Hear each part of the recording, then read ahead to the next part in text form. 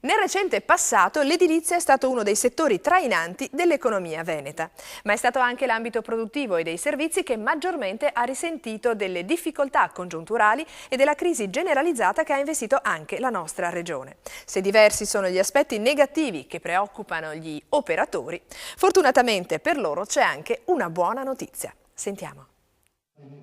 La situazione dell'edilizia e dei settori collegati, il cosiddetto sistema casa, è stata il tema di un incontro in cui sono stati evidenziati, tra l'altro, i motivi che sono di freno all'attività, contribuendo allo stato di crisi in cui versa il comparto anche nel Veneto.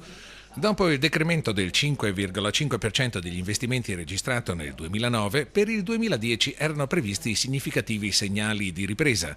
L'osservatorio CEAV Union Camere ha rilevato invece nel secondo trimestre una riduzione del volume d'affari pari al 2,3%. Un dato quindi ancora negativo, ma tuttavia confortante se paragonato al meno 7,5% registrato nel primo trimestre 2010. Per il rilancio molto si confidava sul piano casa, i cui effetti sono ancora al di sotto delle previsioni. Le imprese chiedono, tra l'altro, lo sblocco dei pagamenti oggi ostacolati dal patto di stabilità e meno vincoli per gli enti virtuosi al fine di finanziare interventi legati alla tutela e messa in sicurezza del territorio, del patrimonio edilizio e dei beni culturali e artistici. La disponibilità delle risorse destinate dal CIPE alle priorità infrastrutturali, a partire dalle opere di edilizia scolastica, la semplificazione burocratica, l'attivazione di strumenti di lotta all'illegalità. Ma c'è, per fortuna, anche una buona notizia. Le pressioni esercitate sul governo per la riconferma dell'ecobonus del 55% per gli interventi di riqualificazione energetica degli edifici e delle abitazioni hanno prodotto il risultato voluto. Il provvedimento è stato inserito nella legge di stabilità.